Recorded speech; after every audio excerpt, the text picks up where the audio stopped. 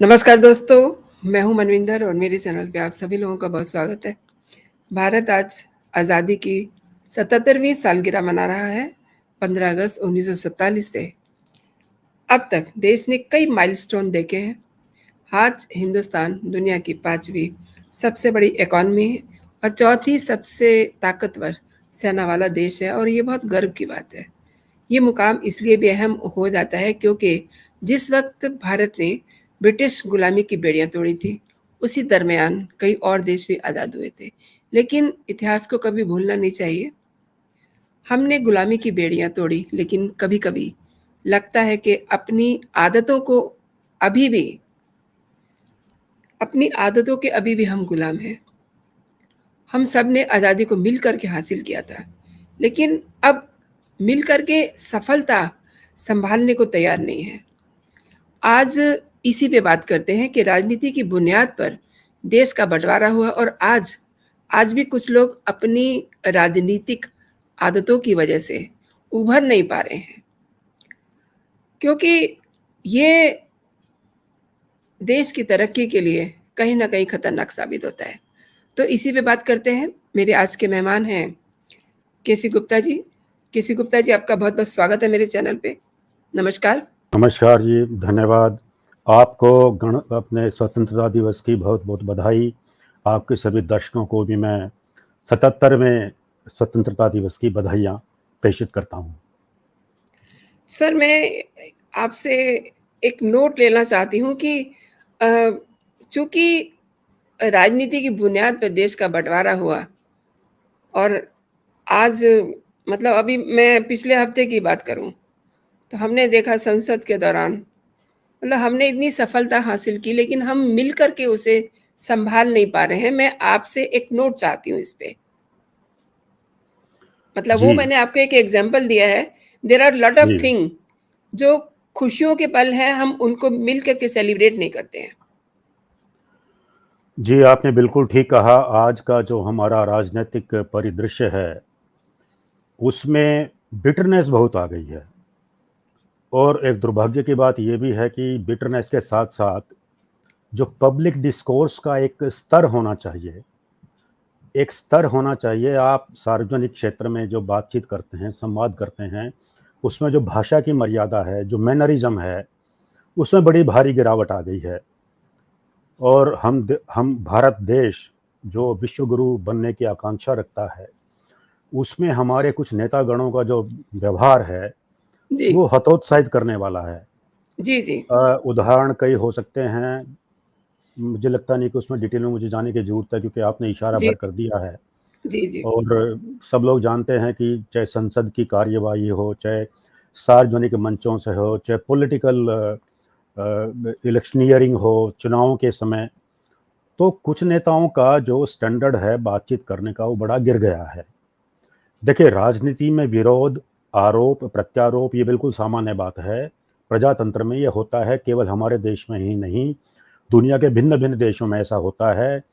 America और Europe के जो विकसित देश हैं, उनमें भी ये सब राजनीतिक खींचातानी चलती है। जी। गलत क्या हो गया है कि जो हमारी भाषा की मर्यादा है, उसे हम भूल गए हैं। लेकिन मनविंदर जी, मैं कहूँगा फिर भी ये छोटी बात है। मतलब ये अपने जी। आप में बुरी तो है, पर ये छोटी बात है।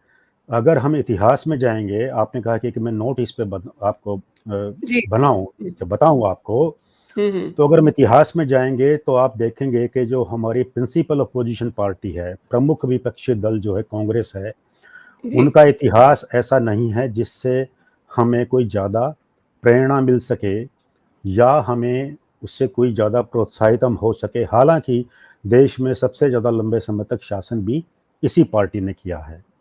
जी। तो आज चूँकि 15 अगस्त है और आज़ादी को मिले हमें 76 वर्ष हो गए हैं।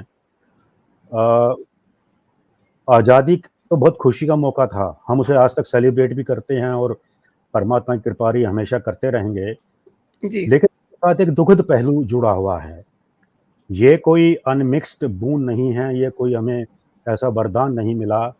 वरदान अगर हम आज़ादी को माने तो फिर ये भी ज़िक्र करना ज़रूरी हो जाता है कि इस वरदान के साथ एक अभिशाप भी जुड़ा है, और वो अभिशाप है कि हमारी भारत माता के 2 टुकड़े हो गए। और वो हुए भी किन हालात में, वो उससे भी बुरे थे। उस वक़्त शायद दुनिया में कहीं भी पूरे इतिहास में जितना कुछ खून-खराबा हुआ, जो हमारे महिलाओं की, माँओं-बहनों, बेटियों की जो बेइज्जती हुई, जो उनके साथ बलात्कार हुए, जो अत्याचार हुए, जी, किस तरह से बच्चों को मार के, भालों पे टाँग के और उनको उनके जलते मकानों की आग में भूना गया और उसके बाद उनके जुलूस निकाले गए, उसकी याद करके ही रूह काँप जाती है। जी, जी। उस समय के इतिहास में इनके वर्णन हैं, खुशवंत सिंह जी ने लिखा है ट्रेन टू पाकिस्तान, यशपाल एक हुए हैं बड़े हिंदी के जी, जी। साहित्यकार, उन्होंने लिखा है झूठा सच, कृष्णा सोबती ने लिखा है, सादत हसन मंटो ने लिखा है। जी, तो जी, आप जी, जी। जानते हैं, आप साहित्य से जुड़े हुए हैं, तो जी, जी, जी। उस दौर की, उस काल की कितनी दर्द भरी कहानियाँ हैं, ये रेखांकित करती हैं कि जो हमें आज़ादी मिली, वो किन ट्रेजिक सर्कमस्टेंसेस में मिली, कितने त्रासद हालात क्रिएट हो गए थे। अब सवाल जी, उठता है कि ऐसा क्यों हुआ? जी, जी। इसकी न जेनेसिस में अगर हम जाएँगे, इसके इसके मूल में जाएँगे, तो हम पाएँगे कि सबसे बड़ा कारण था हिंदू और मुसलमानों में आपसी अविश्वास और विद्वेष। और इसको बड़े मुझे कहना चाहिए स्पष्ट रूप से, बड़े आर्टिकुलेट रूप से अल्लामा इकबाल ने किया था, उन्होंने प्रकट किया था, व्यक्त किया था। उन्होंने कहा था कि भाई हिंदू और मुसलमान जो हैं वो 2 भिन्न-भिन्न राष्ट्र हैं। उनके इतिहास अलग हैं, उनके खान-पान के तरीके अलग हैं, उनकी इबादत, जी, पूजा के तरीके अलग हैं, उनके हीरोज़ और विलेन अलग हैं और वो आपस में ओवरलैप करते हैं। जो एक समुदाय के हीरो हैं, वो दूसरे के विलेन हैं। अब जैसे मोहम्मद गोरी और गजनी की आप बात करेंगे, तो वो हमारे लिए विलेन है बेशक, उन्होंने हमारी संस्कृति को किस कदर रौंदा और वो उनके लिए लेकिन नायक हैं, वो उनके उनको इस्लाम का जनरल मानते हैं। यही औरंगज़ेब और दूसरे जो मुस्लिम बादशाह हो गए हैं, उनके बारे में लागू होता है। तो जी, उन्होंने इस तरह से बहुत सारे उदाहरण लेकर के इतिहास से और हमारी जो अपनी-अपनी संस्कृति हैं, उनके तत्वों से, हमारे जो धर्मों के संदर्भ हैं, उनसे लेकर के उन्होंने एक थ्योरी तैयार की जिसे टू नेशन थ्योरी का नाम दिया गया कि भई हिंदू और मुसलमान 2 अलग-अलग कौमें हैं और ये इतनी इनमें अंतर्विरोध है आपस में कि कभी भी एक-दूसरे के साथ शांतिपूर्वक नहीं रह सकेंगी। ये थ्योरी थी। लेकिन जो कांग्रेस के लोग थे, उन्होंने कहा कि नहीं, आपकी थ्योरी ठीक नहीं है। उनका कहना था कि हम हिंदू और मुसलमान सदियों से एक साथ रहते आए हैं जी, और हमारी जो संस्कृति है वो सांझी है। गंगा जमुना तहजीब एक फ्रेज अक्सर यूज़ किया जाता था, वो आज भी किया जाता है। जी, जी। तो इसलिए ये कहना गलत है। ये ठीक है कि उनके धार्मिक रीति-रिवाज अलग हैं और हमारे उपासना पद्धति अलग हैं, हुँ, हुँ। लेकिन इतने से वो अलग कौम नहीं हो जाते, ये जी, सोचना था कांग्रेस के नेताओं का। जी, जी। तो ख़ैर, ये तो उनका मैं कहूँगा पब्लिक पोस्चर था। ये उनकी जी, सार्वजनिक तेवर है कि दोनों एक हैं, लेकिन दिल ही दिल में वो जानते थे और मानते थे जी। कि भाई जो इनमें डिफरेंसेस हैं वो ऐसे हैं जिन्हें रिकंसाइल करना बड़ा मुश्किल है। इररिकंसाइलेबल ये इनके मतभेद हुँ, हैं, हुँ। अंतर हैं, इनको मुश्किल होगा। तो उनकी सपोर्ट को जीतने के लिए जब 1921 में खिलाफत का मूवमेंट शुरू हुआ टर्की में और 1922 में हमारे यहाँ भी, तो गांधी जी ने उसको अपना लिया और उसको जी। अपना करके उन्होंने उसको पूरा समर्थन दिया। हुँ, हुँ। उम्मीद उनकी ये थी कि ऐसा करने से मुसलमानों का पूरा समर्थन उन्हें मिल जाएगा और देश की आज़ादी के संघर्ष में उनका पूरा साथ जी, हमको मिलेगा, जी। लेकिन आशा पूरी नहीं हुई। इससे हुआ सिर्फ ये कि जो मुस्लिम सांप्रदायिकता पहले जिस स्तर पर थी उससे और ज़्यादा बढ़ गई। इनफैक्ट उन्होंने गांधी जी के इस कदम को तुष्टीकरण के रूप में देखा।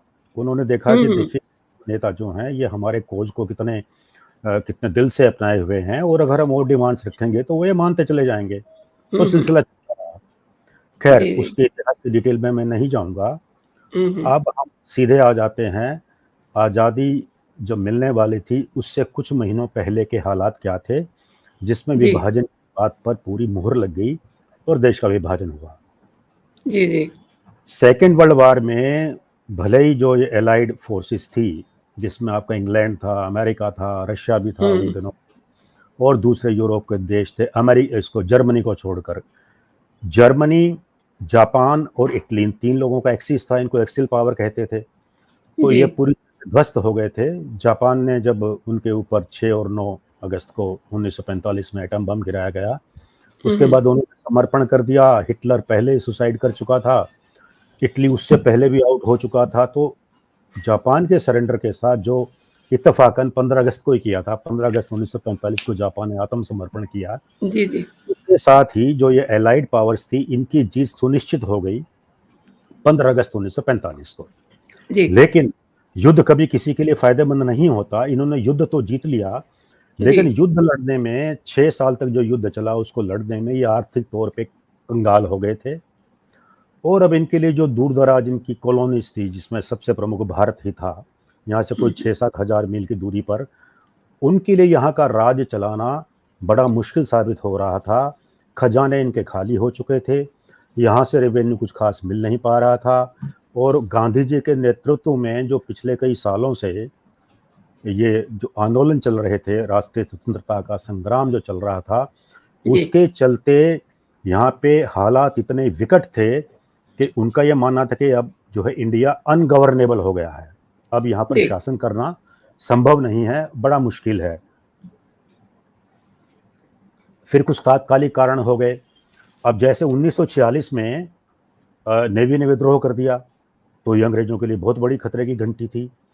उनसे पहले नेताजी सुभाष चंद्र बोस ने जो अपना मिशन शुरू किया था जापान के सहयोग से, हालांकि वो उनका मिशन कामयाब नहीं हो पाया, क्योंकि जब जापान ने खुद ही सरेंडर कर दिया और फिर दुर्भाग्य से 1945 में उनकी भी एक विमान दुर्घटना में उनके मृत्यु को प्राप्त होने के समाचार आए। हालांकि जी, उसमें कुछ लोगों ने शक किए, वो अलग बात है। लेकिन मोटे तौर पे जो आज़ाद हिंद फौज की जो चुनौती थी, जो इन्होंने हमारे पूर्वी सीमा तक आ गए थे वो लड़ते हुए अंग्रेजों से, अंडमान निकोबार तक आ गए थे और आपके जी, मणिपुर तक आ गए थे। तो वो जो चैलेंज उन्होंने किया था वो थम गया। तो इसलिए सशस्त्र जो है प्रतिरोध के बल पर हम आज़ादी नहीं ले पाए। लेकिन इन चीज़ों से हालात ऐसे क्रिएट हो गए थे कि अंग्रेज़ों का ये निष्कर्ष निकला कि अभी अब भारत में ज़्यादा दिन तक राज चलाना संभव नहीं होगा। और एक और महत्वपूर्ण बात जिसको हम अक्सर इग्नोर कर देते हैं हमारी आज़ादी के मिलने में, जी, वो जी। ये थी कि अमेरिका के नेतृत्व में जो है सेकंड वर्ल्ड वार लड़ा गया था, हुँ, हुँ, तो उसमें ये सभी एलाइड जो इनकी फोर्सेस थी, उनमें एक ये समझौता था। हुँ, हुँ। अमेरिका ने इनको इस वादे पे साथ लिया था कि जितनी कॉलोनीज तुम्हारे पास हैं, अब वो चाहे फ्रांस की थी, चाहे इंग्लैंड की थी या दूसरे यूरोपियन पावर्स की थी, इस वर्ल्ड वार के बाद आप इनको फ्री कर देंगे। क्योंकि जी, उन्होंने कहा कि भाई, तो हमारा तो विश्वास है कि लिबर्टी, फ्रेटर्निटी, इक्वालिटी, जब हम स्वतंत्रता में हमारा यकीन है, बराबरी में, समानता के सिद्धांत में है, भाईचारा के सिद्धांत में हमारा यकीन है, जो कि कभी फ्रेंच रेवोल्यूशन के समय पे उठी थी, तो भाई हुँ, इसका सीधा लॉजिक ये है कि आप इनको आज़ाद कर दीजिए। जी, लेकिन जो प्रधानमंत्री वार के टाइम तक चर्चिल थे, वो इस बात से सहमत नहीं थे और वो किसी मूड में नहीं थे कि भारत को आज़ादी दी जाए। लेकिन उन चुनावों में उनकी हार हो गई और उसके बाद जो ये एटली साहब आए, उनके प्रधानमंत्री बने, तो उनका था कि भी जो वादा हमने अमेरिका से किया है, उसको हम निभाएँगे, हम भारत को आज़ाद कर देंगे, वो ये उनका पक्का वो था। बहरहाल, देश को आज़ादी मिलने के मैंने जैसे अभी संक्षेप में बताया कि कुछ जो मोटे कारण थे उसमें यही था, गांधी जी, के नेतृत्व में देश अनगवर्नेबल हो गया था, नेवी का विद्रोह हो गया था, दूसरे विश्व युद्ध से अंग्रेज जर्जर हो गए थे, कमज़ोर हो गए थे और इसलिए उनको लगा कि अब भारत को छोड़ देने में ही हमारी भलाई है। तो ये तो रहे मोटे-मोटे कारण। उसके अलावा और छोटे कोई कारण और भी रहे, वो एक अलग बात है। अब प्रक्रिया शुरू हुई, ये मार्च की बात है, मार्च 1947 में इंग्लैंड के प्रधानमंत्री ने इनको लॉर्ड माउंटबेटन को अपने पास बुलाया। ये बात है 22 मार्च, टू बी एग्जैक्ट 22 मार्च 1947 की। उन्होंने कहा जी, कि लुई, उसको बोलते थे शॉर्ट में, कि लुई, हमने ऐसे फैसला किया कि हम आपको भारत का हुँ, हुँ, वाइसराय कर रहे हैं हुँ, हुँ, और आपका मुख्य काम है ट्रांसफर ऑफ पावर। आपने भारत को आज़ादी देनी है, जो सत्ता वहाँ हमारे हाथों में है, वो आपने भारतीय नेताओं को सौंपनी है। और ये कहा कि देखिए, हमारा पहला प्रयास तो ये रहना चाहिए कि भारत के हमको टुकड़े ना करने पड़े, वो एक पूरा समूचा भारत, उनके नेताओं में आप सहमति बनाने की कोशिश करें। वहाँ जी, भिन्न-भिन्न वर्गों को रिप्रेजेंट करने वाले नेता हैं, उन सबके बीच में वो एक सहमति बनाने का जिम्मा आपका है। ये चुनौती आपके सामने है, आप उनका आपस में कोई समझौता करवा दें ताकि आप उनको सत्ता दे सकें उसके अनुसार। और दूसरी चिंता इंग्लैंड के प्रधानमंत्री की ये थी कि भाई जब हम वहाँ से आएँ तो हम पूरे शान और शौकत के साथ, पूरे मान सम्मान के साथ आएँ। ऐसा जी। ना हो कि हम वहाँ से छोड़ के भाग रहे हैं। ऐसा हुँ, होना हुँ। चाहिए कि हमने पूरे सम्मान के साथ, पूरी गरिमा के साथ सत्ता भारतीयों को सौंपी है और वो पूरे सम्मान के साथ हमें वहाँ से विदा करें। हमारे एक भी नागरिक को किसी किस्म का कोई कष्ट ना हो, कोई हिंसा का सामना ना करना पड़े, कोई अपमान ना हो। तो जो हमारे क्राउन की इज़्ज़त है वो एज़ इट इज़ बरकरार रहे, बल्कि जी। बढ़े। और दूसरा वो ये चाहते थे कि आज़ादी का मतलब ये नहीं है कि हमारे भारत से पूरी तरह संबंध विच्छेद हो जाएँ। प्रयास लुई तुमको ये भी करना है कि आज़ादी के बाद भी भारत कॉमनवेल्थ का सदस्य रहे ताकि ब्रिटिश सुपरमेसी किसी न किसी रूप में हमारे वहाँ पे बरकरार रहे। जी, जी। तो ये उनका ब्रीफ था जो उन्होंने दिया था। खैर वो 24 मार्च को उनको शपथ दिलवाई गई भारत के वायसराय की और वो भारत में आ गए। हुँ, हुँ। उनका बड़ा साफ था, उनका एक ही काम था सत्ता का हस्तांतरण और कुछ नहीं था। तो इसके लिए उन्होंने नेगोशिएशन शुरू की, जितने भी यहाँ के प्रमुख नेता थे, जैसे सबसे बड़ी पार्टी कांग्रेस थी उन दिनों भी, तो उन्होंने उनके जो नेता थे जवाहरलाल नेहरू थे, सरदार पटेल थे, ये थे अपने आचार्य कृपलानी थे और दूसरे लोग थे, उन सबको उन्होंने बुला के बातें की और सबसे बड़े महात्मा गांधी थे। तो जब वो आए यहाँ पर तो महात्मा गांधी दिल्ली में उपलब्ध नहीं थे, वो कहीं बाहर दौरे पे कर रहे थे, क्योंकि उस हुँ। वक्त तक हमारे हालात इंटरनल इतने खराब हो चुके थे। जी। 1 साल पहले ही 1946 में, ये 46 बड़ा क्रूशियल समय था हमारे देश के लिए। हुँ। फरवरी में लॉर्ड बावेल थे उस समय जो हमारे वॉइसरॉय, उन्होंने घोषणा की, फरवरी की मैं बात कर रहा हूँ ये 1946 की। तो उन्होंने कहा कि भाई आप आकर के इंटरिम गवर्नमेंट, अंतरिम सरकार का गठन कीजिए। किसको हुँ, कहा? हुँ। प्रेसिडेंट को, कि आप ये अपना इंटरिम गवर्नमेंट बनाइए और बाकी लोगों को साथ लेके चलिए ताकि जो आपको आज़ादी देने का हमारा वादा है, वादा तो पहले से ही था, उसको हम आगे बढ़ा सकें। अब उसका स्वरूप क्या होगा उस पर बातचीत चली रही थी, क्रिप्स मिशन आ रहे थे, फिर कैबिनेट मिशन आए कि 2 हुँ, डोमिनियन हुँ। होंगे, क्या होगा, वो भिन्न-भिन्न तरह के प्रस्तावों पे चर्चा चल रही थी। लेकिन ये बात साफ हो चुकी थी कि भारत को आज़ादी तो देर सवेर अब मिलके ही रहेगी। हुँ, हुँ। तो इसी क्रम में लॉर्ड वोवेल ने कहा कि कांग्रेस प्रेसिडेंट, अब वो थे जवाहरलाल नेहरू, कि भाई आप सरकार बनाइए। तो जब उन्होंने पार्टी से पूछा तो बहुमत जो CWC जो कांग्रेस वर्किंग कमेटी का था हुँ, वो हुँ। सरदार पटेल के पक्ष में था। नेहरू के पक्ष में एक भी आदमी ने ये नहीं कहा कि इनको बनाना चाहिए। तो एक टेक्निकल लेकिन ग्राउंड का सहारा लेकर के साहब वायसराय ने तो कांग्रेस के प्रेसिडेंट को इनवाइट किया है और फिर दूसरे वो गांधी जी की पसंद भी थे। गांधी जी से जब बाद में पूछा गया तो उन्होंने एक अपने इंटरव्यू में एक पत्रकार को, दुर्गादास उन दोनों के बहुत बड़े सेलिब्रेटेड एक पत्रकार जी। हुए हैं, उनसे कहा भी कि भाई ये क्या है कि नेहरू जो है वो he is the only nationalist Englishman in my camp, कि मेरे ओह! शिविर में इकलौते राष्ट्रवादी अंग्रेज हैं। हुँ। उनका जो ऑरा है वो फ्लेम्बॉयंट हैं, वो बड़े शान और शौकत वाली पर्सनालिटी के मालिक हैं। तो जब आज़ाद हो जाएगा देश और विदेशों में जाएंगे तो वो जो है बड़े अच्छे से भारत का प्रतिनिधित्व कर सकेंगे। और जहाँ तक इंटरनल चीज़ों का सवाल है उसके लिए सरदार पटेल फिट हैं। तो उन्होंने कहा कि मैं चाहता हूँ कि भारत रूपी जो है बैलगाड़ी है, इसके 2 बैल, यही उन्होंने शब्द इस्तेमाल किए थे, ये 2 बैल होंगे जिनके कंधों पे भारत देश का भार होगा, ये जुआ उनके गर्दन पे होगा और ये दोनों सो खींच के ले जाएंगे, एक बाहर का देखेगा कि भीतर का देखेगा। जी। खैर अभी तर्क था, आप इसे जो भी कहें। हुँ, हुँ। सरदार पटेल दूसरी ओर ये मानते थे कि ये Nehru is the only nationalist Muslim in Congress, यानी हुँ, वो हुँ। नेशनलिस्ट तो दोनों की राय में थे, एक की राय में वो अंग्रेज थे, दूसरी की राय में मुस्लिम थे। तो आप ये हुँ, समझ हुँ। लीजिए हालात में उन्होंने वो इंटरिम प्राइम मिनिस्टर बन गए। अब उन्होंने जो है जिन्ना से कहा कि भाई आप हमें 5 नाम दे दीजिए। हुँ, हुँ। उनको कुल 14 कैबिनेट मिनिस्टर बनाने थे अपनी कैबिनेट में, जी। सरकार में। तो 5 आप दे दीजिए, हम उनको बना देंगे। जिन्ना ने रिफ्यूज कर दिया, उसने कहा हम तो मानते ही नहीं आपको, आप हैं कौन, हम आपके अंडर में क्यों काम करेंगे।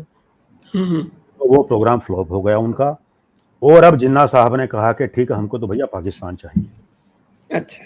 तो हम तुम्हारे अंडर काम नहीं करेंगे, हमको तो पाकिस्तान चाहिए। क्योंकि जिन्ना और नेहरू में से कोई भी सरकार में नंबर 2 की पोजीशन होल्ड करने को तैयार नहीं था। जी, जी। बेसिकली इन दो आदमियों के बीच का पावर स्ट्रगल था, और जिन्ना ने अपनी पूरी दादागिरी दिखाते हुए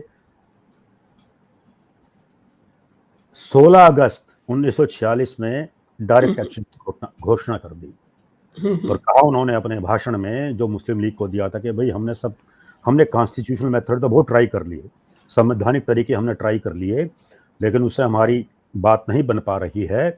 पाकिस्तान चूंकि हमको हर कीमत पे चाहिए, तो इसलिए अब हम चीज़ों को अपने हाथ में लेते हैं, हम अपने मुस्तकबिल को अपने हाथ में लेते हैं, और हम सीधे डायरेक्ट एक्शन करके हम पाकिस्तान को लेते हैं।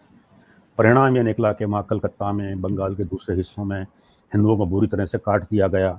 5,000 सरकारी आंकड़े बोलते हैं कि 5,000 मरे, जी, जी। 15,000 घायल हुए, असलियत भगवान जाने। बहरहाल उनके इस एक्शन से अंग्रेजों में खौफ पैदा हो गया, और उसके बाद जब जब भी वॉइस रहे और इनकी मीटिंग होती थी, कांग्रेस की, वो होती रहती थी, जिन्ना का एक ही स्टैंड था कि जनाब, हिंदू मुसलमान की प्रॉब्लम सिर्फ तब तक है जब तक आप पाकिस्तान की घोषणा नहीं कर देते। एक बार आप पाकिस्तान की घोषणा कर देंगे तो हिंदू मुसलमानों का ये जो दंगा फसाद आपको नजर आ रहा है, ये सारा खत्म हो जाएगा ऑटोमेटिकली। तो ये थी बैकग्राउंड। अब जब माउंटबेटन साहब आए, वो अपनी एक योजना बना के आए थे, उन्होंने अपने योजना के अनुसार इन लोगों से मीटिंगें शुरू की। उस दौर में महात्मा गांधी से इनकी 6 मीटिंग्स हुई। दिल्ली से बाहर थे, माउंटबेटन के आने के बाद 24 मार्च को आ गए, तो इन्होंने फिर जो है वो गांधी जी भी लौट आए, और इस आखिरी हफ्ते में मार्च की उनकी 6 मीटिंग, वो जो कुल 14 घंटे तक चली, वो उन्होंने माउंटबेटन के साथ मीटिंगें की। इसमें उन्होंने पक्ष रखा, गांधी जी हर हाल में भारत को एक रखना चाहते थे। उन्होंने यहाँ तक कहा कि मुझे खून की नदियाँ बहाना मंजूर है। एक ऐसा आदमी अहिंसा का इतना बड़ा समर्थक था, उसने कहा कि मुझे खून की नदियाँ बहाना मंजूर है, लेकिन भारत के टुकड़े करना मुझे मंजूर नहीं है। जी। लेकिन इनकी पोजीशन कमजोर हो चुकी थी, जिसका उन्हें इल्म भी नहीं था। उनको बिना बताए, बिना गांधी जी को कॉन्फिडेंस में लिए, एक तो वो पहले ही पंजाब के 2 भाग करने की बात आई थी पिछले साल, जब इंटरिम की गवर्नमेंट बनी थी, इन्होंने वो बात जो है स्वीकार कर ली कि कम्युनल लाइंस पे पंजाब के 2 हिस्से हो जाएं, पूर्वी पंजाब, पश्चिमी पंजाब, जो 1905 में बंगाल में किया था। तब तो पूरा विरोध किया था, लेकिन अब वो खुद ही पंजाब के 2 टुकड़े करने पे राजी थे, और इस पे 3 जो नेता थे बड़े उस वक्त कांग्रेस के, नेहरू जी खुद, सरदार पटेल और डॉक्टर राजेंद्र प्रसाद, इन तीनों ने आपके इस बात को स्वीकार किया। गवर्नर इसको अपने वायसराय को भी बता दिया, और दुख की बात यह है कि जो इनके सबसे बड़े नेता थे, गांधी जी को इसकी खबर भी नहीं लगने दी। जब गांधी जी को खबर लगी, वहां से उनके हताशा का दौर शुरू हो गया था। उन्होंने मान लिया था कि अब मेरी यहाँ पे चलने वाली नहीं है। मेरे अपने कांग्रेस के जो सबसे विश्वसनीय जो मेरे कलीग थे, जो मेरे अनुयायी थे, जो मेरे को इतना बड़ा मानते हैं, जब वही मुझसे छुपा करके ऐसे महत्वपूर्ण फैसले कर रहे हैं, तो मेरे लिए यहाँ पे कुछ करने को है नहीं। इसीलिए उनकी इन्हीं बातों से दुखी होकर के वो जो हिंदू मुसलमान के रोयट्स हो रहे थे देश के भिन्न भिन्न भागों में, खासकर बंगाल में, और फिर पंजाब में भी शुरू हो गए थे, तो वो उसको शांत करने के लिए अपनी सारी पावर वहाँ पे, जो उनकी पर्सनल जो करिश्मा था, उसका इस्तेमाल कर रहे थे। माउंटबेटन के आने के बाद मीटिंग जरूर की, इन्होंने वही बातें माउंटबेटन के सामने रखी, लेकिन माउंटबेटन की तो अपनी एक नीति थी। मैं 1 मिनट के लिए आपको टोक रही हूँ सर। जी। आपने कहा कि गांधी जी को ये लग गया था कि मैं जिस पे भरोसा कर रहा था, उसने ही मेरा भरोसा तोड़ा। That man was Pandit Jawaharlal Nehru. नहीं, देखिए, अब ये बड़ी चौंकाने वाली बात लग सकती है। नेहरू तो थे ही थे, पर नेहरू अकेले नहीं थे। खासकर वो निर्णय जिससे गांधी जी सबसे ज्यादा आहत हुए, उसमें 3 नाम थे। उसमें नेहरू जी थे, उसमें सरदार पटेल थे, वो डॉक्टर राजेंद्र प्रसाद थे, जिन्होंने पंजाब का विभाजन करने का निर्णय किया, क्योंकि उनकी अपनी इंटरिम गवर्नमेंट थी। वो निर्णय किया पूर्वी और पश्चिमी पंजाब में हिंदू और मुसलमान के आधार पे, क्योंकि पश्चिमी पंजाब में मुसलमानों का बहुमत था, पूर्वी पंजाब में हिंदुओं का था, तो उन्होंने 2 टुकड़े करने का फैसला किया। गांधी जी से ना तो पहले कोई परामर्श किया, ना उनको बाद में जाकर के एक्सप्लेन किया कि हमको ऐसा क्यों करना पड़ा। उनको तो बाहरी सूत्रों से पता चला, और जिस पर उन्होंने बड़ा गुस्सा भी अपना सार्वजनिक रूप से जाहिर किया था। और उसके बाद उन्होंने मान लिया था कि अब जो है ये कांग्रेस के नेता भाई इतने बड़े हो गए हैं जो हमारी बात कोई सुनते मानते नहीं है। ये तब की बात है। जी। तो जो माउंटबेटन से इनकी मीटिंगों का दौर था वो फिर भी इस स्टेज में आके भी उनकी कोशिश ये थी कि भारत को कैसे एक रखा जाए, लेकिन बहुत देर हो चुकी थी। By this time it was too late, क्योंकि या वो अड़े हुए थे। जिन्ना दादागिरी से पाकिस्तान लेने की उनकी बात थी, कांग्रेस के नेता इसके पक्ष में नहीं थे। और भाई फिर वो माउंटबेटन तो ठहरे विदेशी, उनको तो एक काम दिया गया था जो खत्म करके उनको जाना था। बहरहाल उन्होंने मीटिंगें की सभी नेताओं के साथ, जिन्ना से भी की, पटेल से की, नेहरू से की, कांग्रेस के नेताओं से एक साथ भी की, अलग अलग भी की, उनके विचार सब तरह से उन्होंने मीटिंगें करके वो इस निष्कर्ष पे पहुंचे कि हम इसमें पाकिस्तान बनाए बिना यहाँ से छोड़ के नहीं जा सकेंगे। और इसके आधार पे उन्होंने 2 जून को जो फाइनल मीटिंग हुई है 2 जून 1947 को, जिसमें तमाम लोग थे, गांधी जी अलबत्ता नहीं थे, तो और उन्होंने ये मीटिंग करके इन्होंने अपनी सहमति व्यक्त कर दी, कांग्रेस के नेताओं ने भी कर दी, और जिन्ना तो कह ही रहे थे कि ठीक है जी टुकड़े हो जाएंगे, एक प्लान। तो उसके आधार पे जो इन्होंने अपनी एक प्लान बना करके 3 जून को उसकी घोषणा कर दी। उससे पहले उन्होंने ओरिजिनल प्लान 2 मई को बनाया था, उसको इंग्लैंड भेजा, लंदन में भेजा अप्रूवल के लिए, ब्रिटिश पार्लियामेंट की, ब्रिटिश गवर्नमेंट की अप्रूवल के लिए। उनकी अप्रूवल आई, उसमें कुछ संशोधन थे, उनको मान के अल्टीमेटली इन्होंने जो है 3 जून को सार्वजनिक घोषणा कर दी कि साहब हम जो है 15 अगस्त 1947 को देश छोड़ के चले जाएंगे, 2 देश बनेंगे, एक भारत एक पाकिस्तान वगैरह वगैरह, जो सब बातें हम सबको मालूम है। जी। अब सवाल आया कि साहब इसके बाउंड्री का कैसे होगा। आखिर हिंदू मुसलमान का इतने कोई क्लियर कट तो डिमार्केशन था नहीं है। मालूम था कि 2 हिस्से बड़े हैं देश के, एक पंजाब है एक बंगाल है, जहाँ पे उनका बहुमत है, तो वो हिस्से तो जाएंगे, उनके भी डिवीजन करने होंगे। सिंध में सारे में ही मुसलमानों का बहुमत था, तो सिंध तो जाएगा ही जाएगा, आगे बलोचिस्तान और ये सब चीजें। तो सिरिल रेडक्लिफ एक अंग्रेज थे, उनको बुलाया गया इंग्लैंड से, और ये वो सज्जन थे जो उससे पहले भारत में कभी आए नहीं थे। इन्हें ना भारत के भूगोल का पता, ना इतिहास का पता, ना संस्कृति का पता, ना लोगों का पता, किसी को जानते नहीं। आ गए, इनको काम दे दिया कि साहब आपने दोनों देशों के बीच में जो सीमा रेखा वो खींचनी है। अब ये लोगों से मिले, जो नेताओं तो ओब्वियसली उनसे मिले। तो जिन्ना का पहला तो ये जो जिद थी वो कलकत्ते को लेकर के थी, क्योंकि कलकत्ता कभी इंपीरियल कैपिटल रही थी अंग्रेजों की। तो उन्होंने वो जी, तो जी। मना कर दिया कि भैया उनकी बातें बिज़नेस सुनिए। सेंटर। हाँ, कैपिटल था उसका, बड़ा हिस्ट्री भी थी, ग्लोरियस हिस्ट्री थी। तो जी। फिर रेडक्लिफ ने लगाया कि भी वो तो हम उनको दे नहीं पाएंगे, क्योंकि वहां तो अंतर इतना ज्यादा आ जाता है हिंदू मुसलमान में कि देना सही नहीं होगा। तो लाहौर की जब बात आती है, देखिए लाहौर में हिंदू और सिखों को मिला के आप अगर काउंट करते तो इनकी मेजोरिटी थी। लेकिन रेडक्लिफ का ये मानना था कि यार एक बड़ा शहर उनको दे दिया तो एक बड़ा शहर पाकिस्तान को भी देना पड़ेगा, इक्विटी पैरिटी की दृष्टि से। तो लाहौर हम उनको दे देते हैं। तो लाहौर कैसे दे, अच्छा माइंड यू लाहौर को उन दिनों एशिया का पेरिस कहा जाता था, इतना खूबसूरत वो शहर था। नो डाउट, नो आपने डाउट। बुजुर्गों से सुना होगा, हमने अपने जी, बुजुर्गों से सुना है। मंटो को जब पढ़ते हैं और जब हाँ, इस्मत लाहौर चुगताई को का, पढ़ते हैं, उन दौर के राइटर्स को, तो ये अनुमान लगता है कि ये लाहौर वहां से की। जो लोग आए वो आज भी बड़ा नोस्टैल्जिकली लाहौर को याद करते हैं कि साहब लाहौर नो पर क्या डाउट। चीज जी, था। बहरहाल जी, जी। लाहौर उनको देने के लिए इन्होंने क्या किया कि सिखों को और हिंदुओं को अलग अलग करके काउंट किया। परिणाम ये निकला कि वो मुस्लिम मेजोरिटी हो गई। हालांकि सिखों में और हिंदुओं में कभी भी अलगाव की कोई बात नहीं थी, वो तब एक ही तक तो बिल्कुल समुदाय के थी नहीं, माने आज भी नहीं बिल्कुल भी है। नहीं। हाँ, आज भी नहीं है, बीच में कुछ दौर था निकल गया, लेकिन वो हाँ, वो एक ही निकल है, गया। कभी उनको दैट अलग वाज़ काउंट बैड करने का कोई फेस, सवाल ही या। नहीं था। लेकिन इन्होंने सिर्फ इसलिए कि वो उनको देना पड़े ये कर दिया।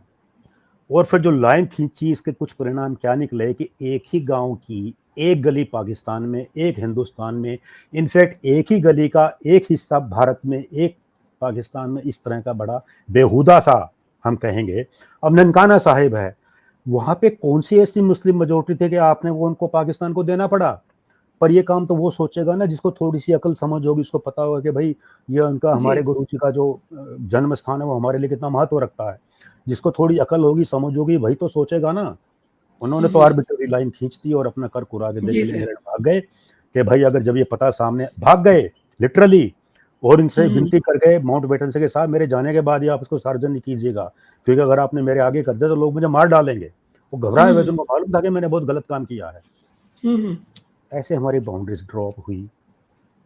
और ये जब सारी प्लान हुई, जैसा हमने आपको ब्रीफ में बताया, चीज़ें तो बहुत लंबी हैं, बहुत लंबी चौड़ी जी, बात जी। है। विस्तार को मैं इतना लंबा ना ले जाके इतना ज़रूर कहूँगा कि हमारे जी, जी। नेताओं का जो रोल था वो डेफिनेटली डूबियस था। वो हमारे देश के हित में नहीं था। उन्होंने कोई स्टैंड नहीं लिया। जिन्ना की प्लेन दादागिरी थी जिसका मुकाबला नहीं कर पाए। और इससे भी ज़्यादा दर्दनाक बात यह है कि सत्ता की हवस थी। मतलब जैसे एक पुरुषोत्तम दास टंडन थे, जब ये कांग्रेस की आपकी जो ये एआईसीसी जिनकी होती है, ऑल इंडिया कांग्रेस कमेटी, पहले तो सीडब्ल्यूसी अप्रूव किया। उसके बाद जब ये एआईसीसी के सामने आया, जिसमें गांधी ने भी स्वीकार कर लिया कि भाई अब तो हो चुका, मेरे हाथ से मामला जा चुका, अब मैं कुछ नहीं कर सकता, तो अब जो तुमको जो करना है करो। ऐसा उन्होंने एक तरह से रेजिग्नेशन जैसी बात, कहते हैं रिजाइन टू द फेट, कि भाई ये तो या किस्मत में है, ये होके रहेगा, मैं इसमें क्या कर सकता हूँ। ऐसा स्टैंड गांधी ने उसमें लिया था। अकेले बड़े नेता जो थे वो थे पुरुषोत्तम दास टंडन। जी। उन्होंने कहा कि भैया हमको भी आजादी चाहिए, मत मत दो, हम वेट कर लेंगे, साल 2 साल 3 साल वेट कर लेंगे, लेकिन हमको टुकड़े नहीं चाहिए, हम इनसे निबट लेंगे। पर वो अकेले बड़े नेता थे, कुछ उनके अनुयायी थे, उनकी बात नहीं चली। ये आईसीसी ने जी। अप्रूव कर दिया। माउंटबेटन के सामने कमिटमेंट पहले ही हो चुका था कांग्रेस के बड़े नेताओं का, और इच्छा ना होते हुए भी, दिल से विरोध करते हुए भी गांधी जी ने इसको फेट अकम्पली मान के स्वीकार कर लिया था। लिहाजा ये प्रस्ताव यहाँ से पास हो गया। और फिर जी। बात आप जानते ही हैं, देश देश के जी, टुकड़े जी। हो गए, किस तरह से हमारी बाउंड्रीज ड्रॉ हुई। तो ये सारी कहानी है। तो अब इसका वर्तमान में देखिए ये है कि इसका रिलेवेंस ये है, एक तो कांग्रेस के नेताओं की जो भूमिका उस समय से आज तक चली आ रही है, वो वैसी की वैसी ही मुझे लग रहा है। आपने जैसे कहानी देश बताई, का मुझे वास्तविक लग हित रहा है कहाँ कि है। जैसे उस समय जो रोल नेहरू जी का रहा, हालाँकि नो डाउट उन्होंने कई बहुत अच्छे-अच्छे काम भी किए हैं। लेकिन एक जो बड़ा उन्होंने काम कर दिया, वो तो कर दिया ना। अब आप देखिए, मैं आप ही की बात को आगे बढ़ा रही हूँ। आज जिस समय लाल किले की प्राचीर से जी ऑब्वियसली सब लोगों को इन्विटेशन दिए गए थे। जी अब कांग्रेस के जो मुखिया कहे जाते हैं आजकल, मल्लिकार्जुन जी खड़गे, खड़गे जी वहाँ नहीं पहुँचे जी और वहाँ नहीं पहुँचे और उसके बाद वो क्या ट्वीट करते हैं कि अगले साल ये कह रहे हैं कि हम यहीं से फ्लैग होस्टिंग करेंगे, लेकिन ये तो अपने घर से झंडा घर की फहराएँगे, छत से करेंगे, हाँ, वो टीवी घर पे की आ रहा छत है उनका ये से। बयान। कोई जी, दिक्कत नहीं है, घर की छत से भी हम सब लोग कर ही रहे हैं, सब कर ही रहे हैं, लेकिन हाँ। एक इंटेंशन देखिए ना सर। आपने जो पूरी आपने जो पूरी कहानी मुझको बताई, मैं बड़े ध्यान से सुन रही थी, सब दर्शक भी उसको सुन रहे होंगे। उसमें 2 चीज़ें गौर करने वाली हैं। एक तो आपने बताया कि अंग्रेज़ों को ये लग रहा था कि भारत पे हम थोड़ा-सा राज करते रहें, कॉमनवेल्थ हाँ, में कुछ हमारा इसका रहे हिस्सा वहाँ पर रहे, प्रभाव, हाँ, ठीक है? बिल्कुल, आज जी, न केवल कॉमनवेल्थ, बल्कि उससे भी बहुत आगे जाकर के भारत का रोल है, जी, भारत की पहचान है। जी, पीएम मोदी इस मुकाम तक लेके जा चुके हैं भारत को, जैसे मैंने आपको शुरू में बताया कि मतलब 5वीं बड़ी इकॉनमी में हमारा नंबर है, हमारी फ़ौज जो बिल्कुल है। है वो ताकतवर है, चौथी सबसे ज़्यादा ताकतवर फ़ौज। तो ये सब चीज़ें, चूँकि बँटवारा जो हो एक एक राजनीतिक बिसात पे हुआ था, आज भी जी, ये उस चीज़ से उभर नहीं पाए हैं। जी, आज भी आपने बिल्कुल ठीक कहा, आपका आज कहना भी बिल्कुल इन ठीक है। इनका इनके मन में ये दर्द है ना, तभी तो इन्होंने कहा कि नहीं, अगले साल प्रधानमंत्री जो है अपने घर से, अपनी छत से फ्लैग होस्टिंग करेंगे। तो देखिए मतलब ये कहने का मतलब ये जी, है कि जो हम आज़ाद हो गए, लेकिन हमने आज़ादी की जो खुशियाँ हैं, जो सफलताएँ हैं, हम उनको मिल के क्यों नहीं सेलिब्रेट कर रहे? इसका मतलब हमारे दिल तो अभी भी बँटे हुए हैं। क्या कहते हैं जी सर हाँ, इस पे? बिल्कुल, आपकी बिल्कुल, बिल्कुल, टिप्पणी इस पे मेरे लिए बहुत हाँ, बिल्कुल, बिल्कुल बँटे हुए हैं। अब जी। देखिए, अब मैं एक बार फिर पीछे जाऊँगा, सिर्फ़ 2 मिनट के लिए। जी। डेमोक्रेसी है आज तो हमारे देश में, 140 हम्म। करोड़ का ये देश है और जी। उसमें 1 अरब के लगभग हमारे वोटर्स की संख्या भी है। वहाँ से चुन के सरकार जो आती है और आप जो है उसको स्वीकारना नहीं चाहते क्योंकि आपको उनसे हम्म। व्यक्तिगत दुश्मनी है कि उन्होंने जो हाँ। आपके हित, जो आपके आपके निहित स्वार्थों के जो गढ़ आपने बना लिए थे, उसको ये आदमी ध्वस्त करता चला जा रहा है एक के बाद एक। आपकी केवल खुंदक इतनी है। लेकिन डेमोक्रेसी में इनका विश्वास नहीं है। इस बात की जड़ें तो आज़ादी से पहले की भी है। जी। आपको जी। याद दिला दूं मैं कि कांग्रेस की स्थापना 1885 में एओ ह्यूम एक अंग्रेज ने ही की थी। जी। जी। और जब आज़ादी का दौर चला था तो नेहरू को गांधी का सपोर्ट तो था ही था, माउंटबेटन का भी बड़ा भारी सपोर्ट था। नहीं, उनका उन्होंने तो खैर खुद, उनके पास बहुत कुछ था, नेहरू जी के पास, देखिए 1968 माउंटबेटन में जी का। 1968 में नेहरू मेमोरियल लेक्चर जब दिया इन्होंने इंग्लैंड की किसी यूनिवर्सिटी में, माउंटबेटन ने खुद कहा था कि भी हुँ। हम नेहरू से we could do business with Nehru, क्योंकि वो अंग्रेज वहीं पढ़े हुए थे, उनकी भाषा बोलते थे, उनका ईडियम जी, जी। समझते थे, उनकी, तो वो तो उनके थे। और इसको जो है मास मूवमेंट का रूप रंग तो महात्मा गांधी के आने के बाद मिला। उससे पहले जो भी कार्रवाई कर रहे थे दादा भाई नौरोजी के समय में या जो दूसरे नेताओं के वक्त में, गोखले साहब थे और थे, जस्टिस हुँ, हुँ। राणाडे थे, इसका स्वरूप केवल एलिटिस्ट था, अभी जाते वर्ग के लोगों का था जो पेटिशन देते थे अंग्रेजों के यहाँ जाकर के, साहब देखिए ये आप कृपा कीजिए हमको ये दे दीजिए करके। तो मास मूवमेंट गांधी के वक्त में, और जब इन्होंने गांधी को भी दरकिनार कर दिया और उसी गांधी ने जब कहा कि भाई ये अब आप कांग्रेस को डिसबैंड कर दे, तो वो भी नहीं माना। हुँ, हुँ। तो इन बातों से पता लगता है कि प्रजातंत्र के, लोकतंत्र के प्रति इनकी आस्था पहले भी नहीं थी और आज भी लोकतंत्र नहीं के है। प्रति ये कितना जिसे कहना चाहिए कंटेम्प्ट का भाव रखते हैं, अपमान और निरादर का भाव रखते हैं, ये बात जाहिर होती है इन्हीं चीजों से जो इनके इस तरह के बयान हैं। भाई जी। मोदी को अगर जनता चुनेगी 2024 में तो भला तुम कैसे रोक लोगे, लेकिन तुम कह रहे हो कि नहीं भाई ये तो अपनी छत से ही करेंगे। अब वो हुँ, तो हुँ। जनता बताएगी ना, आप तो नहीं तय कर सकते। वो तो जनता तय करेगी ना। और फिर ऐसा आदमी जो चुन के आया उसको आप रात दिन अगर गालियां दे रहे हैं, कैसी कैसी बातें कर रहे हैं उनके बारे में, कितनी अनर्गल बातें कर रहे हैं, तो ये क्या दर्शाता है? ये जो है जनमत के बहुमत का अपमान। और अभी जी। सुरजेवाला ने 2 दिन पहले क्या कहा हम सब जानते ही हैं। जी, बिल्कुल, वो तो बिल्कुल। जनता को भी राक्षस वो कह भी रहे हैं जिन्होंने, उनका बयान भी मतलब बिल्कुल समझ से परे है। जो कहना चाहिए कि जो वोटर्स हैं, वो हमारे लिए भगवान होते हैं, उसी को जी राक्षस कह रहे हैं और फिर कह रहे हैं मैं वही श्राप तो। दे रहा हूँ। हाँ कीजिएगा, जनता डिसाइड करेगी, इसमें कोई और तो कुछ नहीं कर सकता। जो बात हमारी बीच में रह गई अधूरी, जी वो ये थी कि मल्लिकार्जुन खड़गे, या मतलब मैं कहती हूँ कि जितनी भी हमारे यहाँ जो भी राजनीतिक दल हैं, जो आ सकते हैं आसानी से, जी मतलब ये दिल्ली में बैठे हुए हैं, बावजूद इसके, ये बाहर से भाषण कर रहे हैं। राहुल जी। गांधी ये बाहर से भाषण कर रहे हैं। सभी को न्योता दिया गया है। मतलब वो न्योता तो हमारे आपके लिए भी है। हम्म। जब एक आखिरी गाँव के प्रधान तक आए हैं, माना, तो हाँ। जी, माना से वहाँ के प्रधान आए हैं, जी तो क्या ये दिल्ली में बैठे हुए लोग ये नहीं जा सकते थे? मतलब ये इनकी नहीं इनकी जी, बिल्कुल मानसिकता। जाना चाहिए था। ये तो देखिए राष्ट्रीय पर्व है।